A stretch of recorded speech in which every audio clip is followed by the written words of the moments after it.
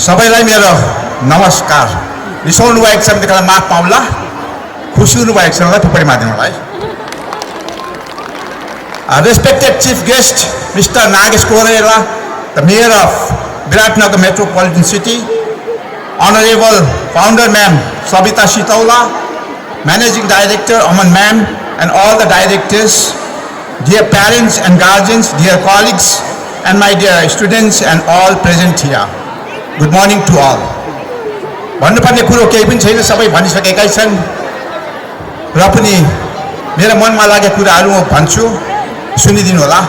र इङ्ग्लिस माध्यमको स्कुल भएकोले गर्दा म इङ्ग्लिसै बोल्छु, नरिसाउनुहोस् है। It gives me immense pleasure to welcome you all to our fusion here at St. Joseph's School. This year is very special for us as we proudly celebrate the 10th edition of fusion with you all. Fusion is its simplest form, means a beautiful combination. It is the coming together of various talents and activities such as singing, dancing, music, drama, art and creativity. Through fusion, we aim to provide a platform where our children can express themselves freely and confidently beyond the classrooms. Dear parents, you should know that the children are precious gifts of God. हामी सबैलाई थाहै छ हाम्रो केटाकेटी चाहिँ परमेश्वरले दिएको एउटा ठुलो वरदान हो।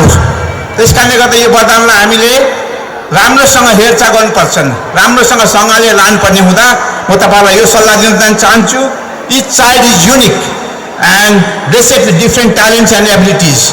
As educators, we believe that education is not only about books and exams, but also about discovering and nurturing these hidden talents. Fusion is one of such effort where the exhibit what our children are capable of achieving. अघि नै हाम्रो प्रमुख अतिथिले भने जस्तै school भनेको खाली किताब र कपी मात्र होइन, एक्जाम मात्र होइन, र यसको अलावा अरू कुरो पनि हामीले जान्नुपर्ने आवश्यकता हुन्छ।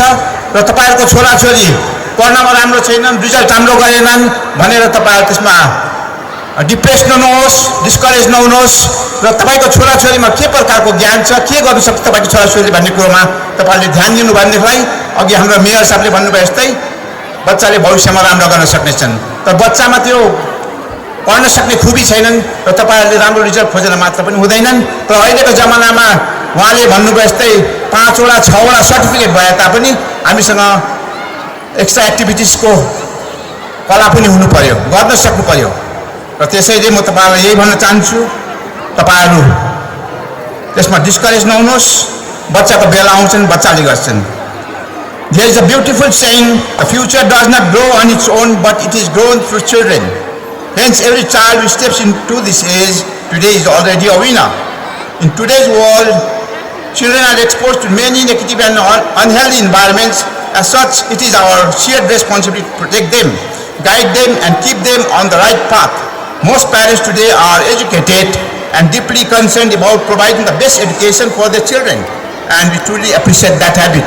हामीलाई थाहा छ आजको युगमा हाम्रा केटाकेटीहरू धेरै प्रकारका नराम्रा कुराहरूपट्टि तानिएका छन्, इन्ट्रेस्टेड छन्।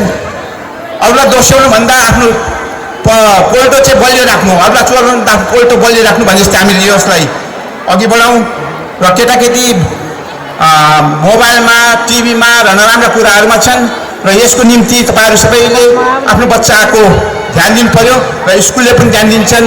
तपाई हामी सबैले बच्चाको ध्यान दियौँ भनेदेखिलाई हामी उनीहरूलाई यो अवस्थादेखि जोगाउन सक्नेछौँ। At the same time, as you desired, I'd like to kindly remind you all the parents not to feel discouraged if your child offers not satisfactory, because every child is not talented to shine in the same way. Our duty as parents and teachers is to identify where a child's true interest lies and support them wholeheartedly. However, education without discipline is few. Values is incomplete. Knowledge must be supported and good behavior, responsibility and moral values. Therefore, we strongly believe that school and parents must work hand in hand for the overall development of a child. र शिक्षाको साथसाथै हामीलाई केटाकेटा अनुशासनमा पनि राख्न सक्नुपर्ने रहेछ।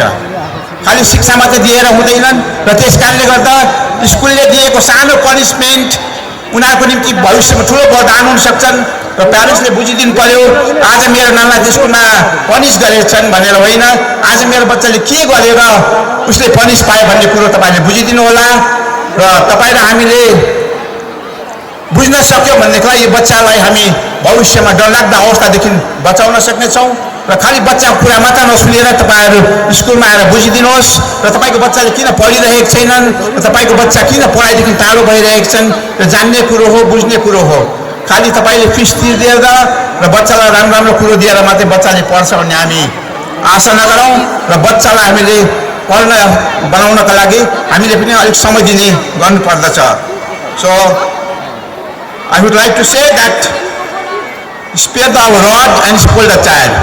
लट्ठी पनि नभाँचोस् बच्चा पनि राम्रो बाटोमा लागोस् भन्ने एउटा थ्योरी हामीले लिएर अघि बढ्नु पर्दछ र मभन्दा पनि तपाईँहरूले सायद यो कुरोमा धेरै कुरो बुझिसक्नु भएको छ तपाईँले गर्नु पनि भएको छन् तर आजको जमानामा तपाईँहरूको ज्यादा प्रेम लाड प्यारले गर्दाखेरि बच्चाले अलिकति तपाईँ हामीलाई अप्ठ्यारो पार्ने गर्दछन् र बच्चाको भविष्यको लागि तपाईँहरूले यसलाई चाहिँ अलिकति सिरियसली लिइदिनु होला र मेरो यो सानो वक्तव्य समाप्त गर्नुभन्दा अघि I would like to quote our late and respected founder principal Mr. P.P. Sritola saying, who always used to say that education should be practical.